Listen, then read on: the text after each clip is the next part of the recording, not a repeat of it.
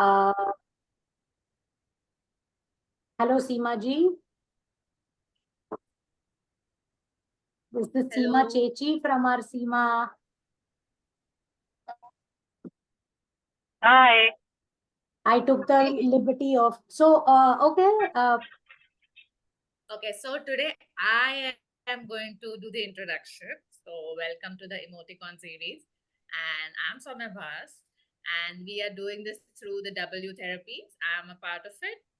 And Hema soon is joining us. So, there's something new coming up, which you can check our Instagram page for more details. A little about me quickly is I practice hypnotherapy, psychotherapy, past life regression, access bars, and different other modalities. Hema too is a hypnotherapist and a past life regression therapist. But apart from that, she has a lot of experience in the corporate background as well. 15 years plus, I think. And now I will hand it over to her to do some small recap of what we have done so far. Hema, over So, to you. yeah. So the last time we had decided that we are going to explore emotions through the epic of Mahabharat, and what we had seen last time that we all have our characters, some characters that we liked, we loved, and there are some characters that make us feel uncomfortable or we don't like, right? And more often than not, there are these qualities that they have, and those qualities are driven by a lot of strong emotion, right? And to sum it up, what we ended up saying was that it's okay to have emotions, because that's what we've been talking about for the last 4 weeks, that emotions are inevitable.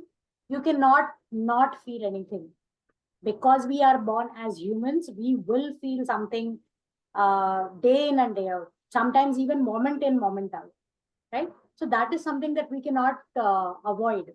However, how much importance to give to emotion, or how do we manage emotion, or most importantly, every emotion does not have to be acted upon, is the biggest lesson that we learn from the Mahabharata. Why do we say that? I'm feeling sad. I don't need to take action to overcome, like act on the sadness, right? Because there has to be a thought, there has to be an intellect that comes into play to understand why that has come, and release it in a way where you feel more surer of yourself, so that what you want is aligned with how you feel. Right? So that's where we came in. So today we are going to deep dive into different emotions, and we are going to look at characters that felt that emotion, okay, in different forms. So we'll start with, initially we thought that we'll take up anger or fear or something like that. But I think the simplest thing to start with is love. It's just as simple as that, right? We all want it. We all want to be loved. We all also want to give love. We also give love in different forms. And I think there are, although we say I love yous to so many people, how much of it does it really mean or hold true is something that is a question mark. So, like I was telling Soumya this afternoon, that you found it. So, some insight on how it feels, right? The elusive feeling of love. How how does it really work? So when Hema told me that, and I told her that, you know what, I think I kept falling in and out of love, and now this time I decided to keep it. So, but jokes apart, why love? Why did we start off with that? Like as Hema said, it's one of the most basic emotions that you're born with. A baby is born with that emotion, to feel that. Maybe a baby cannot understand it cognitively, but the baby knows what makes it feel good. And what is love? Love is simply something that does make us feel good. So baby knows what soothes it, whether that's food or the mother's touch or just a loving a touch that is soothing and that is not. So something as basic as that, which a baby can figure out, is what we decided. Come, let's dive a little deeper into that. And the way we have thought about explaining the entire concept, um, agreed there may be various ways of looking at it, but this is just our take. And we want to look at love as love for oneself, that's love for yourself, love for another person, irrespective of whatever relationship you share with the person, love for the supreme, the power that you believe in that is bigger than you. And fourth one is love for a cause. That's how we've decided to look at love through the Mahabharat. And who better to start this than taking an example of Krishna? So, Hema, this is your forte now. Go ahead. So I Love think, and Krishna. Tell yeah, us. Krishna, like it's also Soumya's favorite character. Most of you, even Sharda last time said, yeah, Krishna is one of the favorite characters. Um, he very effortlessly received love. He gave love and he received love quite effortlessly. So we'll start off with how he was born, and maybe there are some other angles or perspectives that come into play. So when he was born, it was pretty chaotic because his mama was supposed to be who's Kans, right? And he loved his sister a lot. He really loved his sister a lot. Yeah. So when he got Devki married to Vasudev, it was a pretty chilled scene.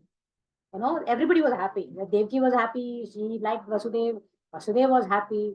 Kans was happy that he's done like a big thing for, because Vasudev was also like apparently a good soldier, a good warrior. Somebody was more prosperous. So everything was in place, kind. But the minute the Bhavishyavani happened, everything changed. Yeah. Whatever love was there for his sister went down the drain because that got replaced by fear. So sometimes it makes us wonder whether fear is stronger than love. So that's a good point. What do you think? What do you guys think? Is fear stronger than love? I agree. Yeah. Okay. What about Seema? What about Seema Chechi? What do you have to say?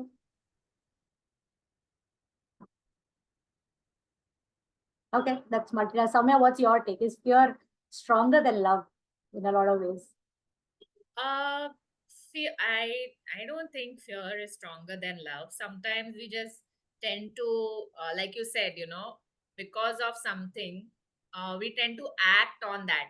Fear being an emotion, and we tend to act on that emotion, and that's why the entire it just becomes a big snowball. You react. You're not even like acting. You're reacting to an emotion, and that's what we're trying to look at as in how not to let something overpower your base emotion being love. Hmm. So let take us more through what had happened and how else So Krishna I and the think story so played even out. in this case, more than saying that fear, the fear for of losing his life is also probably a reflection of self-love, right? Nobody wants Correct, to lose correct. their life. I agree. So Also, I we, want to say, I think maybe I can, sorry. yeah, go on. Yeah, like just maybe to rephrase what I said is that maybe our reaction to fear is like maybe from a physiological point of view, like a fight flight thing, how we study. No. So our response to fear is such that it is more sudden and it is more obvious, whereas love can be just the opposite. Correct. So maybe fear comes across as a stronger emotion, but it may not be. Yeah. Yeah. So Yeah, that's a very self-preservation. interesting point that sorry, just want to complete that what Sharda brought up in terms of the flight and fight response that we are born with, and that's why the fear makes us act a certain way. And Yeah. if you now relate it to right now, the modern life, the modern era, you Hmm. don't have that kind of threats if you look at it to your life, but you end up making that entire scenario in your head, which becomes the uh, end goal. No, that's why you end up acting out of fear. Like similarly for in the case of Kans also, okay, it could have been a probability, but when you take a step back and you look at the entire thing, maybe because of his reaction to that Bhavishyavani, he end up setting up the entire thing in motion. Correct. So that's the What reaction he bit was that we're running away talking about. from actually fell in place. His reactions actually pushed him closer to what was prophesied. So that's also very interesting. Very, very interesting. So So it's self-preservation has been here for donkey's years now. Right. so also to say that Bhavishyavani or like a prophecy or destiny that we talk about, yes, everything has its truth in it, but there's no greater truth than willpower and free choice. So that's what we are here to talk about. Like, how can we make better choices and learn from that? So, Hema, Definitely. I completely agree. I think this entire thing of the defeat of the evil, the good over evil, is all about that. We have a choice to become the people that we want to become. We have choice to become multiple people. Matlab, whatever that we want to, we aspire to. We can become the best of people if we want to. That's a choice. It's not. It's not written in stone. Destiny is also not written in stone. Right. Time is coming back to self-love. I think another character that had a lot of self-love, also love for an object. So Sowmiya said love for a cause or love for an object was Dhritarashtra. He was terribly in love with his crown.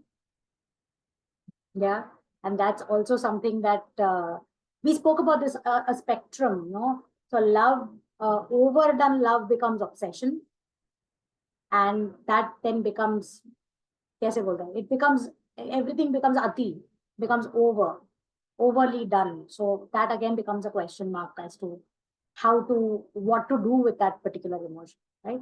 So self-love is definitely one. Love for an object, love for a cause.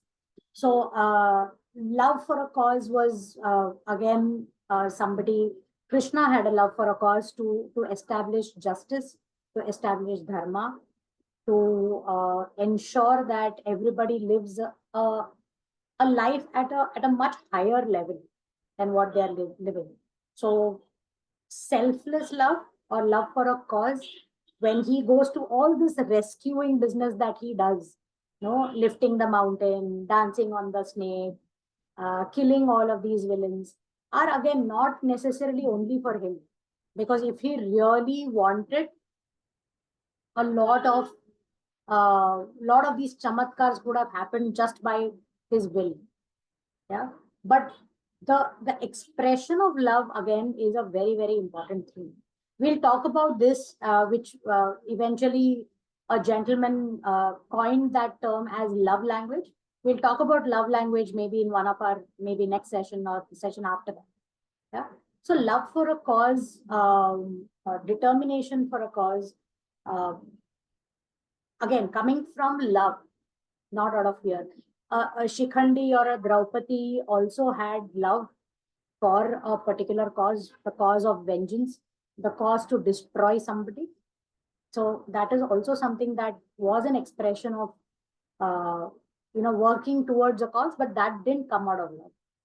What came out of love was came mostly from Bhishma, because he wanted the kingdom protected. He wanted everybody to stay together, binding everybody together as a family. Vidur came out of love. He came out of love in the sense of saying that don't fight. What's the point? He was supposed to be one of the wisest people around during that era. Yeah.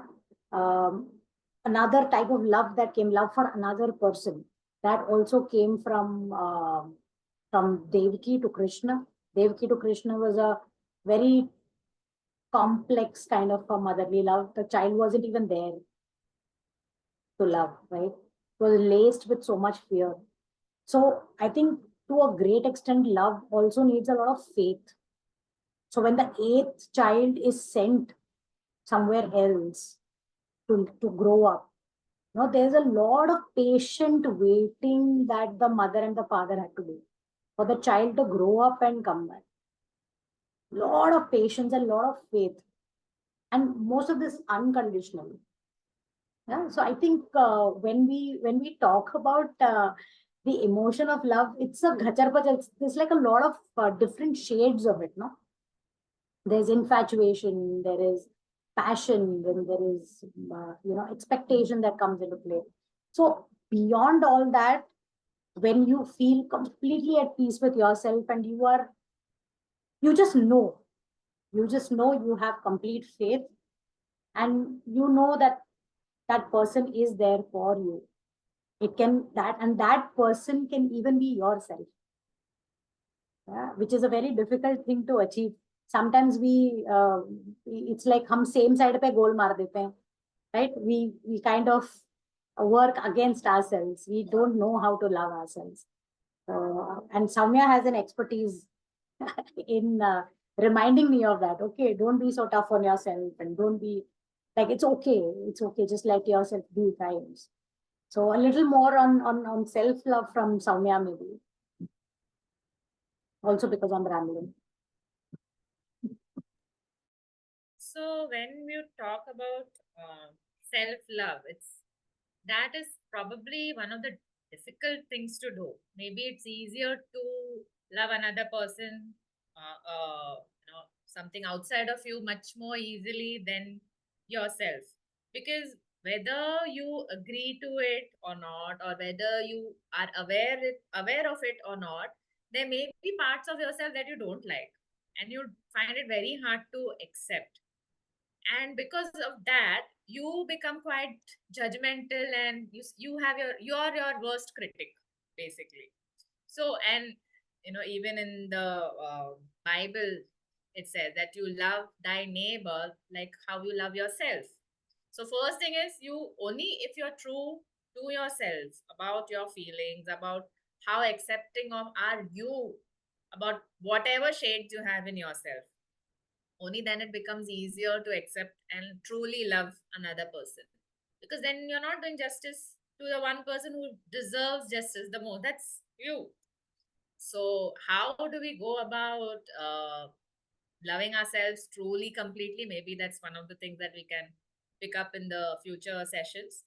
But yeah, that's one of the most difficult things that we have also seen in our experience as therapists.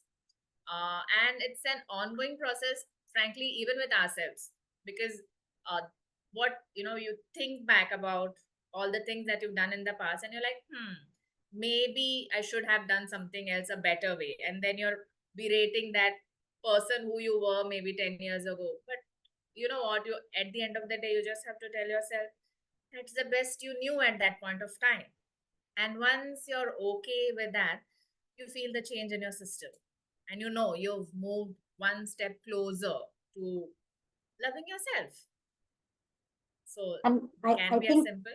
yeah, and Soumya is absolutely right. Like, unless you experience that emotion for yourself, it's very difficult to, extrapolate and, send that love, that emotion to somebody else.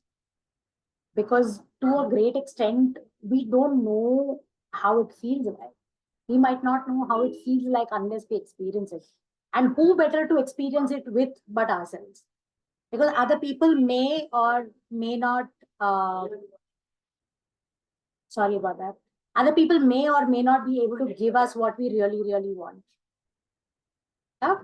So having said that, so that's a very significant aspect of our personality, and that's when we find ourselves capable of sharing love with somebody else. Yeah. Again, there were several people. We talk about gopis, gopikas, and Krishna, and how their love for him was like. A lot of people kind of, one second, just give me a moment. Soumya, do you want to take it forward for a minute, please? Yeah. So one of the things that as a child I would often ask my mother is that, I mean, there's one Krishna and so many gopikas. So uh, what kind of love is that? How can one person have so many 16,000 plus girlfriends? That's the way I understood it at that age. So sorry if anyone is offended by that. But then, as I understood more about it and I saw, I understood what it means to have that kind of love for a being. What the Gopikas had was purely unconditional. They just knew that feeling, and for them that was true. And they had nothing more. They didn't ask for anything more, and they didn't expect anything.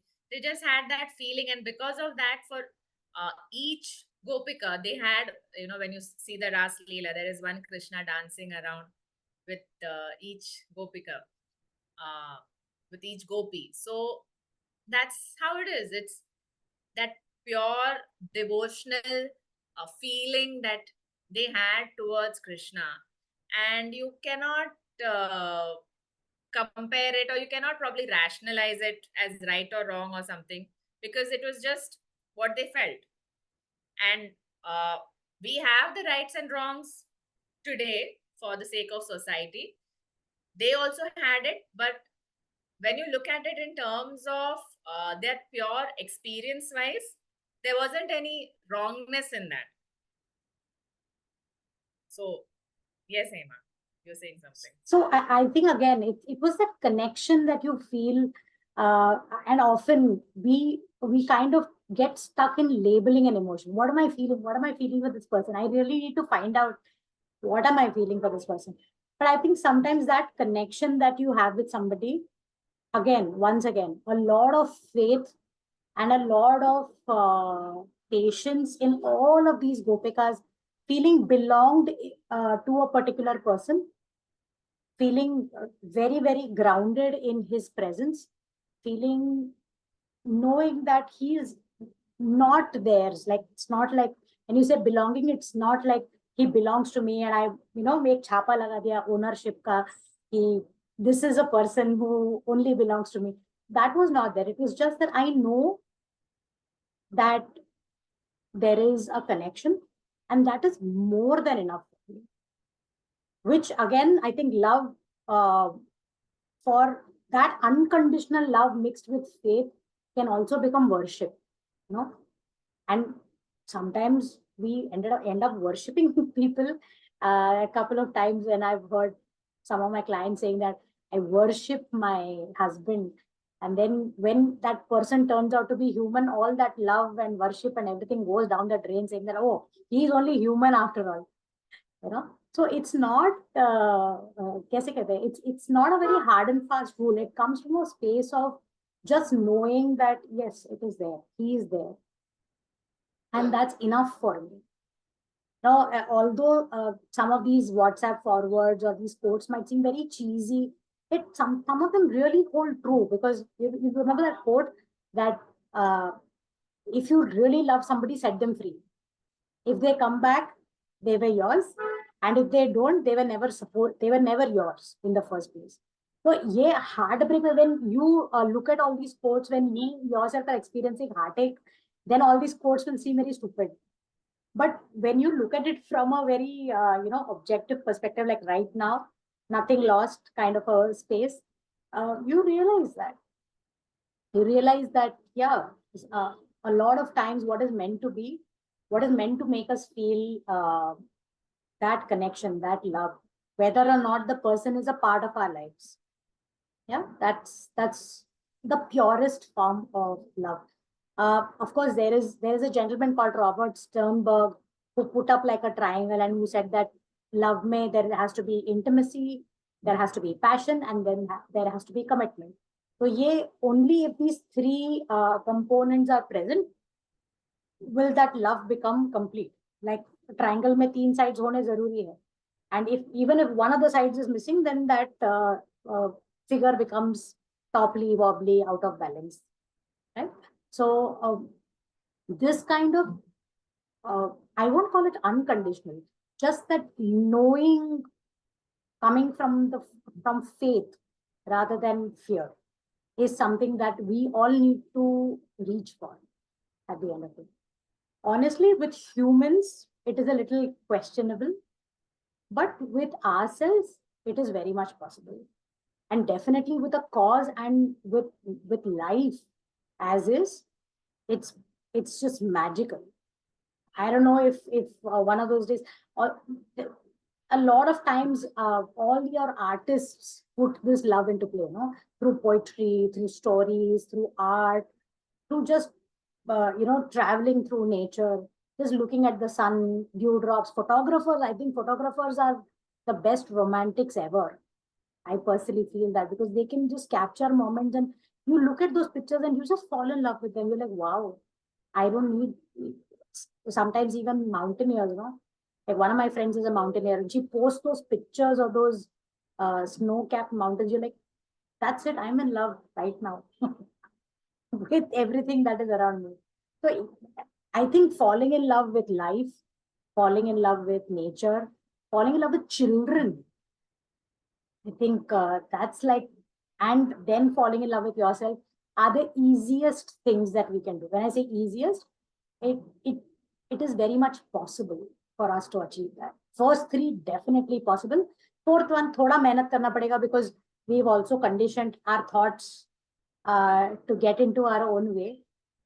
But slowly and steadily, that's very very very much possible. So we'll Sumit, any inputs on from your side on this one?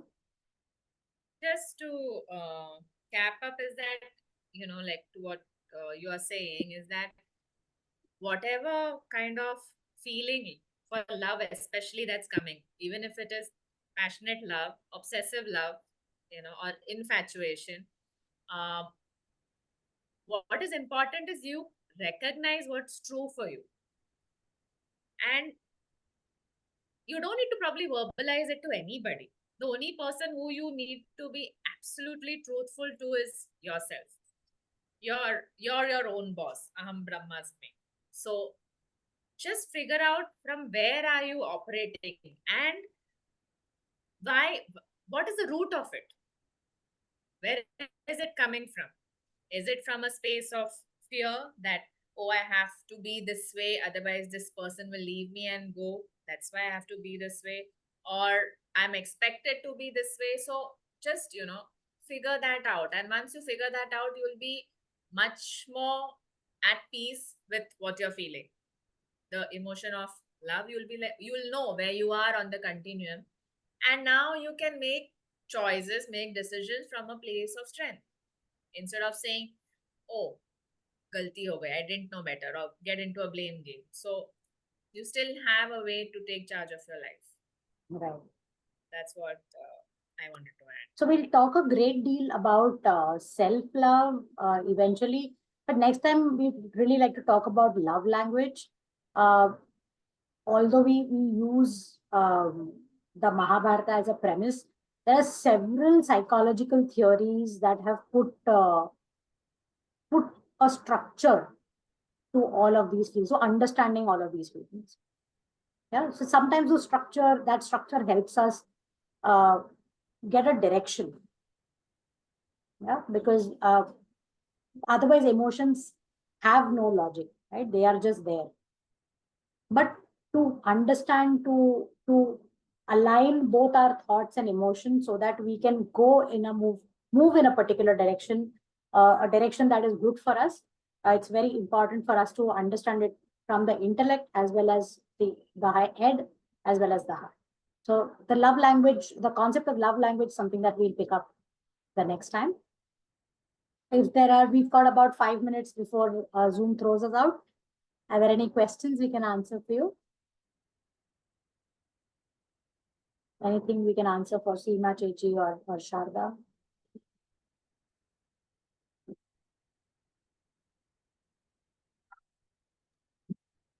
No, I think I am looking forward to that session where we discuss how to love yourself in more detail.